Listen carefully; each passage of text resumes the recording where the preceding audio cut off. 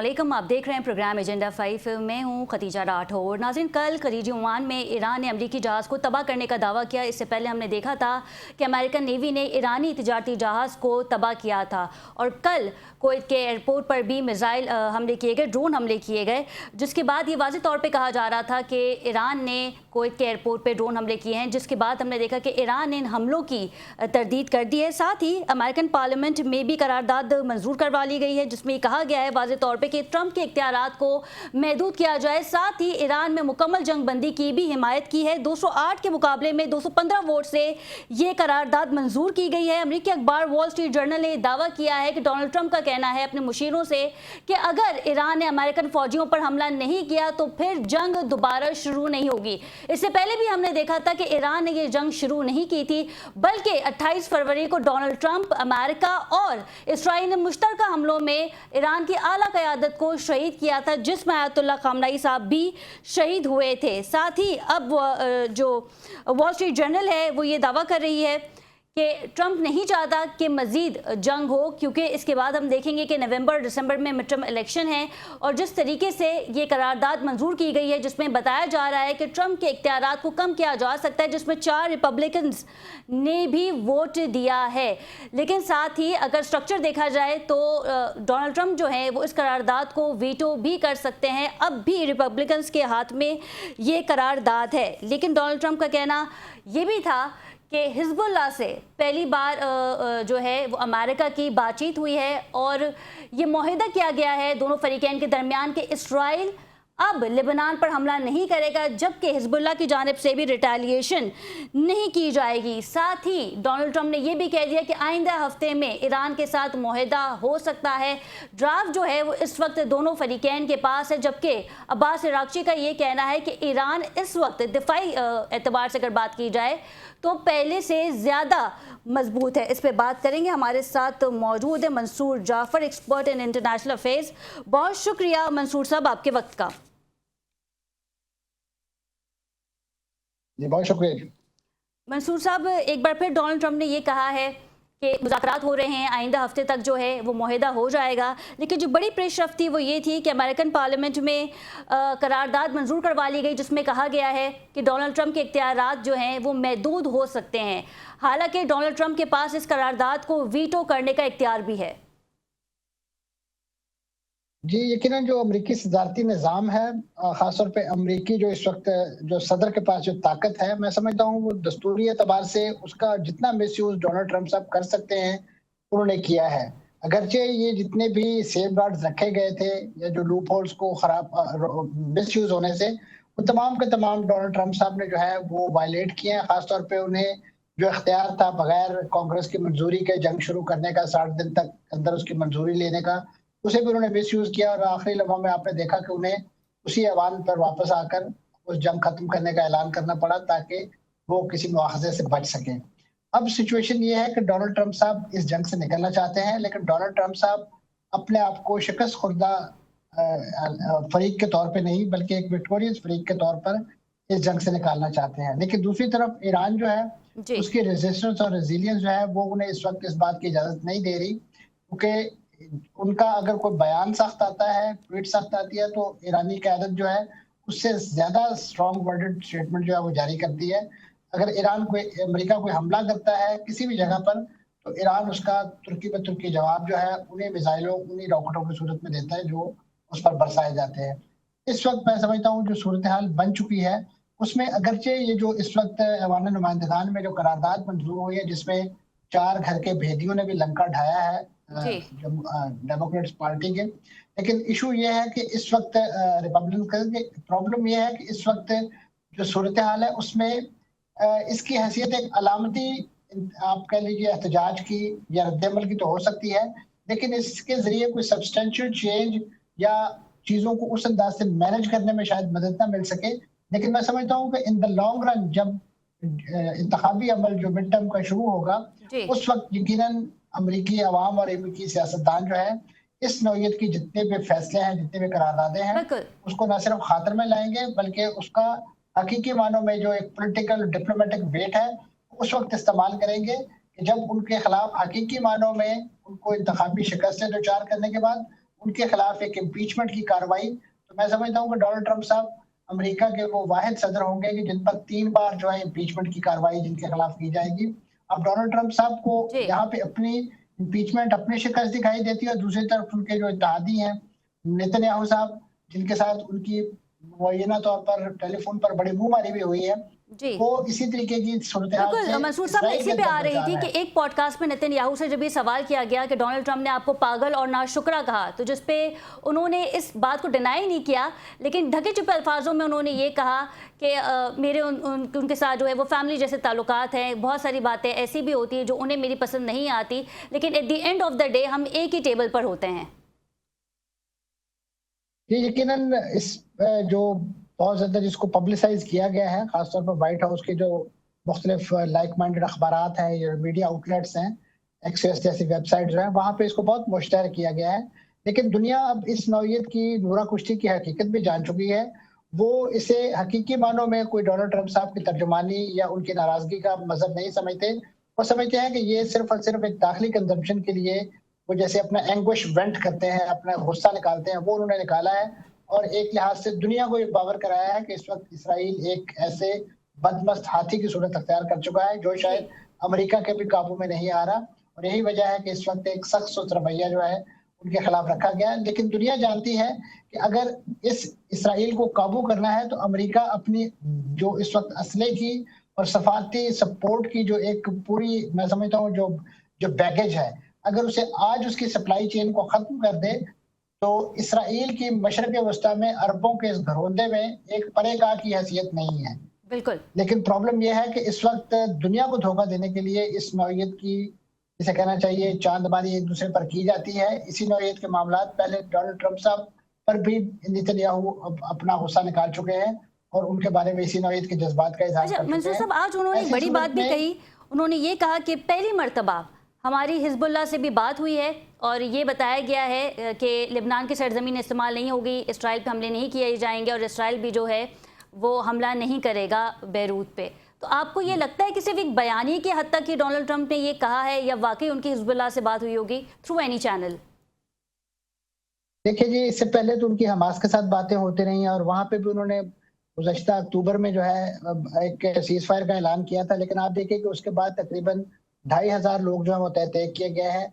आज और कल भी जो है तकरीबन 12-13 फ़लस्तीनी जो है वो शहीद किए गए। इसी नौइयत का सीज़ फायर अप्रैल में इसी इसराइल ने हिजबुल्लाह के साथ किया था। लेकिन प्रॉब्लम यह है कि इस वक्त जो सीज़ फायर करने वाली पार्टी है वो हिजबुल्लाह नहीं है, वो वहाँ की हुकूमत है जिसका इस पूरी जंग के अंदर किसी किस्म का कोई किरदार नहीं है। वो तो खुद अपनी जान बचाने के लिए, अपने बैरूत की अपनी नशिस्तें बचाने के लिए, अपनी सीटें बचाने के लिए मारे मारे फिरते हैं और अमेरिका के सर पर चक्कर लगाते हैं ताकि किसी तरीके से उनकी ये जो मांगे की हुकूमत है, जो मांगे तांगे की उन्होंने ये हुकूमत बनाई है और हिजबुल्लाह को कॉर्नर करने के बाद वो सियासी तौर पर अपने आप को बड़ा मजबूत समझते हैं, वो बुनियादी तौर पर उसे बचाने की। तो यही वजह है कि आपको जमीन पे वो सीज फायर उस अंदाज से कारगर दिखाई नहीं देता है और खासतौर पे हिजबुल्लाह ने जिस अंदाज से शुमाली इसराइल के मुख्तलिफ टाउन्स को और मुख्तलिफ कस्बात को जो अपने निशाने में रखा है, आपने देखा होगा कि गुज़श्ता दिनों उनकी जो दलेराना कार्रवाइयां हैं उसमें इस वक्त जनरेशन 4 के तकरीबन 12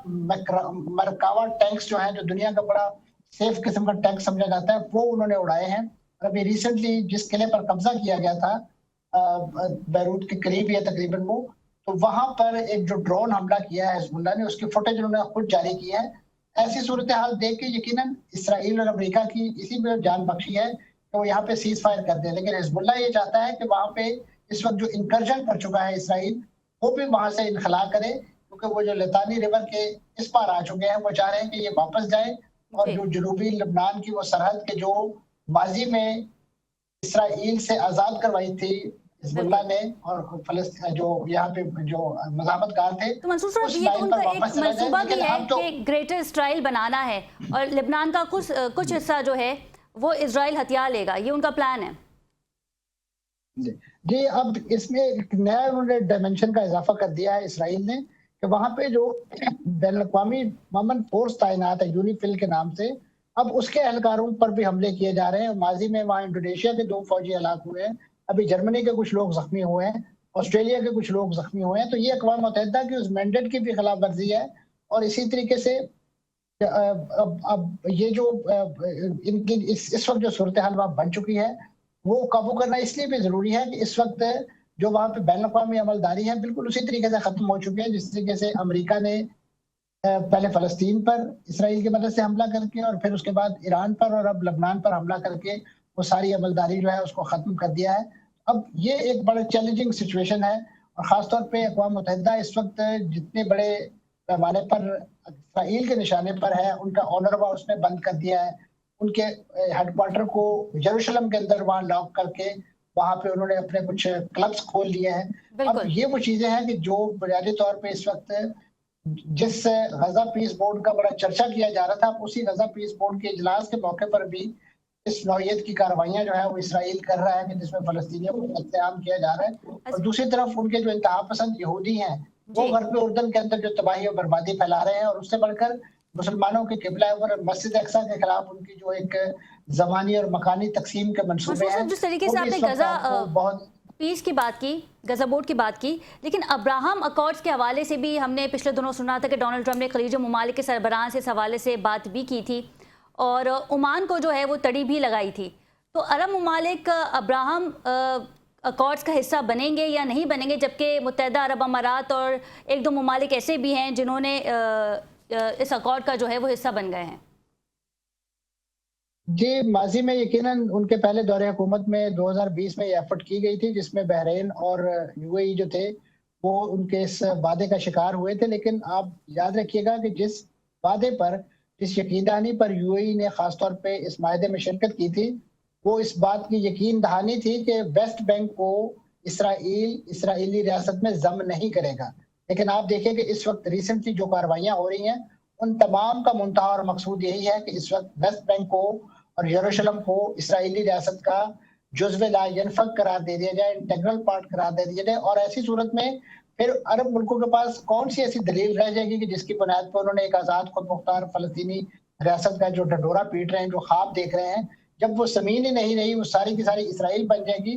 तो फिर ऐसी सूरत में उनका इब्राहिम अकॉर्ड में शामिल होना और इस नौयत की यकीन दहानियां कराना कि हम ऐसी सूरत में शामिल होंगे कि जब एक आज़ाद पहले आप देखिए कि ज़मीनी हकायक उसके लिए फेवरेबल हैं या नहीं है। लेकिन मैं समझता हूँ कि इस वक्त इतना ज्यादा उन्हें अपने अपने इक़्तिदारों का और अपने अपने हुकूमतों का खौफ है, खासतौर पर दाखिली तौर पे, कि वो अपनी जुबान से इस बात को कैटेगोरिकली डिनाई भी नहीं कर सकते कतई इसके कि वो दो टोक मौक़िफ़ इख्तियार करें। मैं समझता हूँ कि इस वक्त जमीन पर जो ड्रामा रचा रहा है इस वक्त डोनाल्ड ट्रंप एंड कंपनी और इसके साथ इसराइली, कि ये तो इब्राहिम के औलाद है और एक दूसरे के कजन है। ये तो ऐसे ही है कि जैसे एक कजन जो है वो दूसरे कजन के मकान पे कब्जा कर ले और बाद में पहले कजन को कहा जाए कि देखे भाई ये तो आपका कजन था, ठीक है, एक दूसरे से भूल चूक हुई है तो आप इसके कब्जे को तस्लीम कर लीजिए, अब ये घर आपका नहीं रहा, अगर चाहते हैं तो आप इसके साथ रह लें, नहीं तो आप कहीं और चले जाएं। तो अब इस नौयत की जो सादा मैं समझता हूँ बातें करके या इस नौयत के मामलात को उलझा कर इस वक्त फलस्तीन की जो रियासत का जो बचा कुचा हिस्सा है जो गरब उर्दन में उनके साथ वादा किया गया था माहिदा ओस्लो के तहत कि वहाँ एक आज़ाद खुद मुख्तार रियासत बनेगी जिसका दारुल हुकूमत मकबूजा मशरक़ी बैतुल मक़दस होगा। अब तमाम के तमाम उस इलाकों को यहूदी बस्तियों के ऐसे जाल के अंदर बुन दिया गया है कि वहाँ पे फलस्तीनी जो मौजूद है उनकी दाखिली तौर पर नकलो हरकत मादूम होकर रह गई है, उनके लिए रोजमर्रा जिंदगी के मामलात को करना बिल्कुल। अच्छा मंसूर साहब, कल रात हमने देखा कि कुवैत इंटरनेशनल एयरपोर्ट पे ड्रोन हमले भी किए गए और वाज़ेह तौर पे ये कहा जा रहा था कि ईरान ने हमला किया है, जबकि ईरान ने इन हमलों की तरदीद कर दी है। फॉल्स फ्लैग ऑपरेशन हमने इस जंग के दौरान कई देखे हैं और फिर खबरें दीगर जरीदों से भी आई, वॉल स्ट्रीट जर्नल से भी आई कि मुत्तहिदा अरब अमारात की सरजमीन से भी जो है वो ईरान पे हमले किए गए थे। लेकिन अगर हम पर्टिकुलरली कल के हमले की बात करें तो क्या लगता है आपको कि ईरान कुवैत एयरपोर्ट के हमले को जो है वो डिनाई कर रहा है? ये उन्होंने बड़ा टेक्निकली इसको डिनाई किया। अगर आप उनके स्टेटमेंट पर गौर करें, उन्होंने कहा जी हमारे पासदारान इनकलाब ने हमला नहीं किया है, अब उनकी जो एक ड्रोन फोर्स है ये हमला उन्होंने किया है। और आप देखिए कि इसके जवाब में इससे पहले उन्हीं इलाकों से, बहरीन से और खासतौर पे कुवैत से उनका जो जजीरा कशकम है वहां पर हमला किया गया, जिसके नतीजे में वहां पे कुछ उनकी जो तनसीबात थी जो साहिल के साथ मौजूद थी उनको निशाना बनाया। उसके जवाब में ये ड्रोन अटैक किया गया। पहले तो खुद इस बात को डिनाई किया जाता रहा कि ईरान के मिसाइल से ये नुकसान नहीं हुआ है, और उसके बारे में यही कहा जाता रहा कि ये जो उसको इंटरसेप्ट करने की कार्रवाई की है उसके नतीजे में जो मलबा गिरा एयरपोर्ट पर ये उससे नुकसान हुआ है। लेकिन बाद में खुद ही कुवैत ने आपने देखा कि उन्होंने 4 मुख्तलिफ एंगल से उस ड्रोन की मूवमेंट की तस्वीरें और उसको एयरपोर्ट पर गिरते हुए जो है उसकी वीडियो जो है वो रिलीज की। तो उसके बाद दूध का दूध और पानी का पानी हो गया कि यकीनन एक हमला हुआ है और उसमें 63 के करीब लोगों को जख्मी होने की इतलात है और एक इंडियन शहरी की शायद हलाकत की भी इतलात। तो ये बुनियादी तौर पे अपने जो दाखिली तौर पे अवाम को धोखा देना, ये हुकूमतों का एक वतीरा होता है और खासतौर पे हकायक छुपाना। यही वजह है कि आपने देखा कि इस वक्त मुत्तहदा अरब अमारात में तो एक जुर्म बन चुका है कि अगर आप वहाँ पे कोई भी इस नौयत की ईरानी अटैक की वीडियो बनाएंगे, उसे रिलीज करेंगे, तो ऐसी सूरत में आपको डिपोर्ट कर दिया जाएगा और आपको खामखा ईरान नवाज होने की वजह से आप पर कोई वबाल आ सकता है। तो इस वक्त अरब हुकूमतें और खासतौर पे ये जो जीसीसी की कंट्रीज है वो इस कदर ज्यादा खौफजदा है कि वो दाखिली तौर पे किसी भी किस्म की हकीकी सूरत हाल वो दुनिया के सामने नहीं पहुंचाना चाहते, लेकिन दूसरी तरफ वो अपना जो एजेंडा है वो भी इसराइल के कांधों पर बंदूक रख के जो है वो पूरा करना चाहते हैं।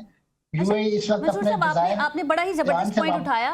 आपने कहा कि पासदाराने इनकलाब ने ये कहा कि हमने तो ये हमला नहीं किया है, लेकिन जो उनकी ड्रोन कैंपेन को लीड कर रहा है वो कुवैत एयरपोर्ट पे हमला कर सकते हैं। तो बड़ा ही उनका जो बयान था उसमें भी कई सवालात ने जन्म दिया है। लेकिन साथ ही फिर एक सवाल ये भी है कि ईरान ये दावा कर रहा है कि खलीजी ओमान में हमने अमेरिकन बेरी जहाज़ को टारगेट किया है, लेकिन सिटकॉम ने इस वक्त ना तरदीद की है ना तस्दीक की है। लेकिन ईरान की जानिब से कहा जा रहा है कि अमेरिकन जहाज़ को निशाना बनाया है ईरान ने। ये वहाँ पे मुख्तलिफ जो इस वक्त अमेरिकन ऑब्जेक्ट्स मौजूद हैं, चाहे वो बैरी जहाज़ों की सूरत में है, उनकी बेसिस की सूरत में है, वो तो ईरान, आपको इल्म में है कि इस जंग के आगाज से उन्हें एक अपना जायज़ और लेजिटिमेट हदफ जो है वो करार दे चुका है। और आपने देखा कि ईरान ने अपनी इस बात को सच भी साबित कर दिखाया है, जिस अंदाज से उन्होंने अक्रॉस द बोर्ड सऊदी अरब से लेके यूएई तक उन बेसिस को निशाना बनाया, फिर वहां से बेसिस से फरार होकर जब वो लोग सिविल मकामात पे, होटलों के अंदर, मुख्तलिफ मकानात के अंदर उन्होंने पनाह ली, तो उन जगहों को भी जो है वो ईरान ने निशाना बनाया। और यही वजह है कि इस वक्त ये जो हाहाकारी मची है और ख़ासतौर पे जो बैनुल-अक़वामी डिप्लोमेसी ने बहुत ज़्यादा जोर पकड़ा है, वो बुनियादी तौर पे उन्हीं मुल्कों की तरफ से एक शोर होगा था कि इस वक्त तो जंग जो है वो उनके बेडरूम्स तक, उनके घरों तक आ पहुंची है। कतई इसके कि उन्हें इसका माली तौर पे नुकसान हो रहा है, उनका तेल और गैस बंद हो गई है, उनकी सप्लाई चेन बिल्कुल तबाह बर्बाद हो गई है, क्योंकि उन्होंने जो बड़े बड़े वहाँ बुर्ज खलीफा और इस नौईद की चीजें खड़ी कर रखी हैं, वो कोई पैदावार तो नहीं करती ना, वो तो सिर्फ एक सर्विसेज फराहम करती हैं। आप वहाँ पे साइट सीइंग कर सकते हैं, सियाहत कर सकते हैं। तो वो सियाहत आपने देखा कि जंग के इब्तदाई दिनों में तकरीबन 40 दिन तक तो इन बड़े बड़े जो अरब कैपिटल्स हैं इनके तो एयरपोर्ट वीरान रहे हैं।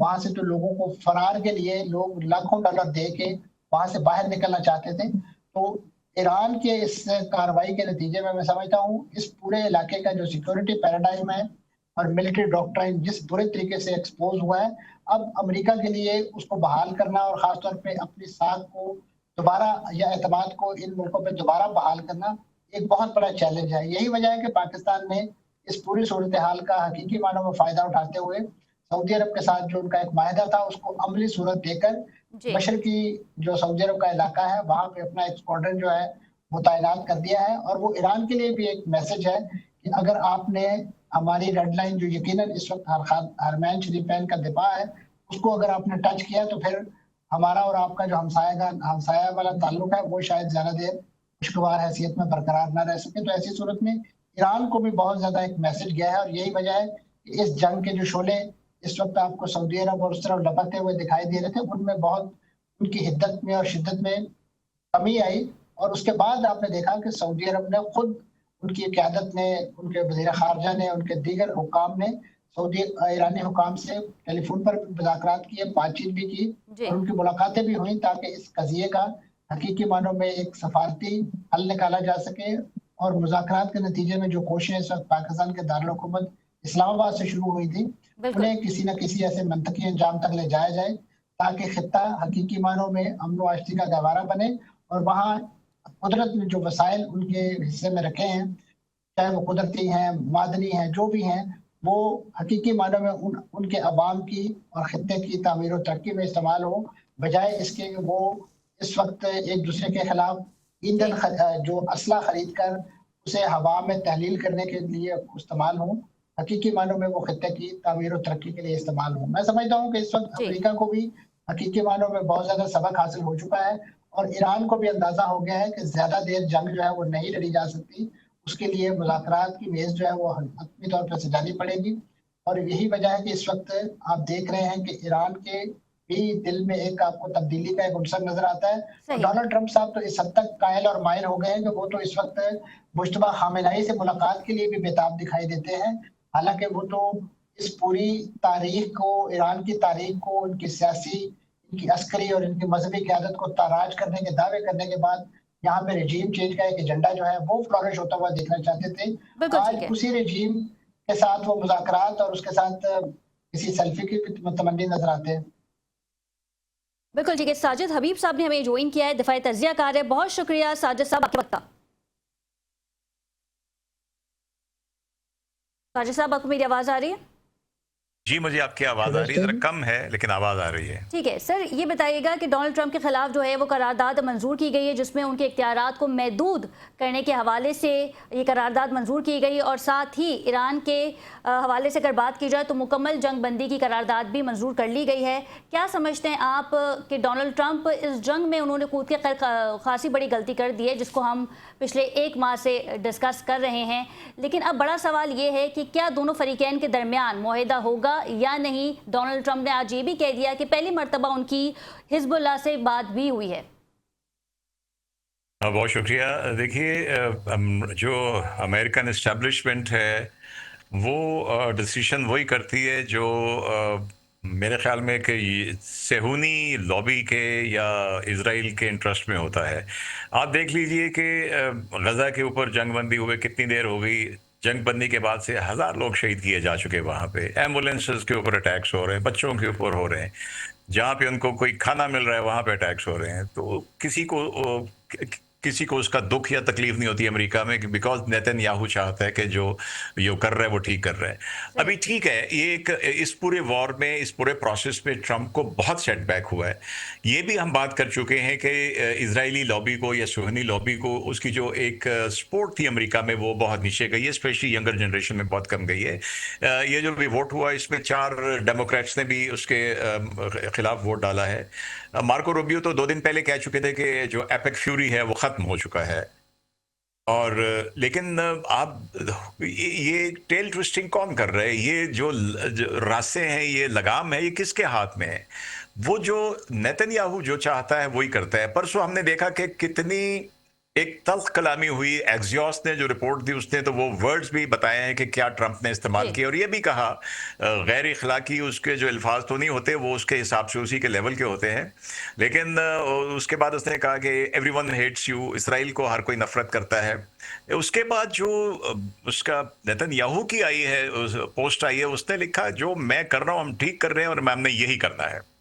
तो आई थिंक जब तक नेतन्याहू का और इजराइल का जो ऑब्जेक्टिव है, जो फिर मैं कहूंगा कि हम सब बात कर चुके हैं, ईरान की तरफ वो फेल हो गया, तो अब वो परली तरफ लेबनान में जहां तक आगे जा सकता है, जब वो अपना ऑब्जेक्टिव अचीव कर लेगा तो उसके बाद मेरे ख्याल में जंगबंदी हो जाएगी। तब तक मेरे ख्याल है कि ट्रंप के हाथ में ये चीज नहीं। आज अमेरिका, इसराइल और लेबनान के जो एक छोटी सी मीटिंग भी हुई है जिसमें ये मुआहिदा भी किया गया है कि इस पे मज़ीद बात करेंगे और लेबनान की सरजमीन से जो है वो इसराइल पे हमला नहीं होगा, इसराइल जो है वो बैरूत पे हमला नहीं करेगा। तो आप क्या समझते हैं कि ये सिर्फ एक फ़र्जी बातें हैं, टाइम टेकिंग प्रोसेस है, इसराइल एक स्पॉइलर है और इस मुआहिदे को स्पॉइल करने में जो है वो पीछे नहीं हटेगा?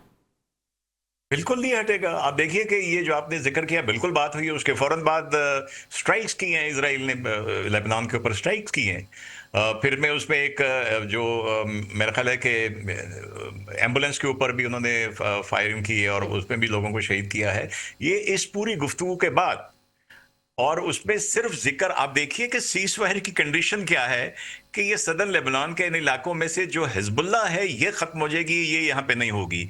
इसमें ये बात बिल्कुल नहीं की गई कि इजराइल ने जितना विलेजेस को, टाउन्स को खाली करा के दरिया से आगे तक जिस पे कब्जा कर लिया है, क्या वो भी वापस जाएगा? तो इससे साफ जाहिर है कि ऑब्जेक्टिव क्या है। तो मैं नहीं समझता कि ये जंगबंदी होगी। ये जंगबंदी हुई भी तो वैसी ही होगी जैसे गजा वाली जंगबंदी है, इससे मुख्तलिफ नहीं होगी। बिकॉज इस वक्त मेरे नज़दीक अमेरिका के हाथ से नेतन्याहू की जो है उसके कंट्रोल में नहीं है। ट्रंप तो अपनी कश्तियां जला चुका है जी। और नेतन्याहू को उसने इस हद तक कहा कि मैंने तुम्हें जेल में जाने से बचाया है, लेकिन उसके बावजूद आप देखिए रिएक्शन क्या है।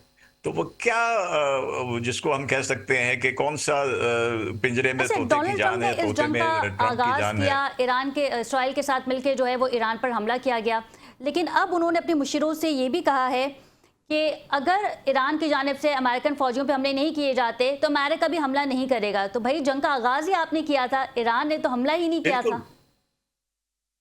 बिल्कुल, जंग का आगाज किसने किया था? अभी आप देखिए वही बात है कि ताकतवर की जो बात होती है वो समझता है कि जो वो कह रहे ठीक है, कि ईरान के ऊपर 2 दिन पहले भी जो अटैक किया गया सेल्फ डिफेंस में, यानी कि अभी अमेरिकियों के ऊपर कोई हमला नहीं हुआ, ना उनके किसी अड्डे के ऊपर, और अमेरिका हमला करके कहता है ये हमने प्रिएम्प्टिव अपना सेल्फ डिफेंस किया है।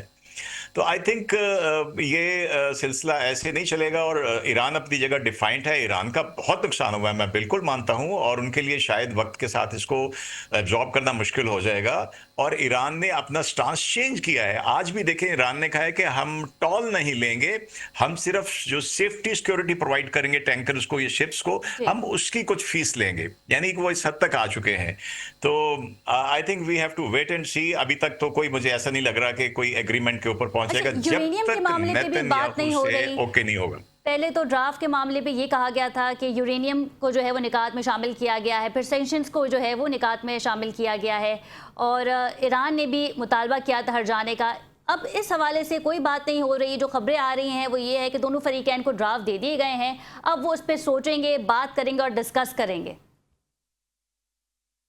मेरे ख्याल में ट्रंप डेस्परेटली चाहता है कि ये हो जाए, लेकिन मैं वही बात करूंगा कि उसको इजाज़त नहीं मिल रही है, तेल अवीव से इजाज़त नहीं मिल रही है।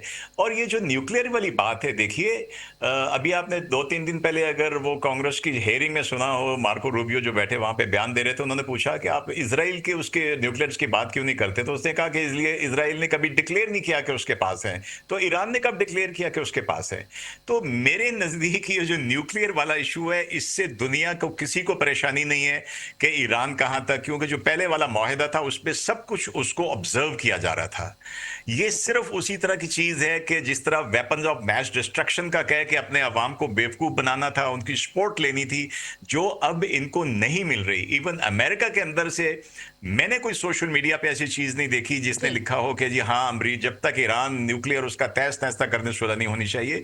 मेरे ख्याल में वो सिर्फ एक अपने लोगों को डराने के लिए बात थी, जो अब नहीं हो रही, जैसे वो इराक के मामले में हुई थी कि वेपन्स ऑफ मैस डिस्ट्रक्शन है, और 4 साल बाद माफी मान ली थी कि हमारी जो इंटेलिजेंस इंफॉर्मेशन थी वो खराब थी।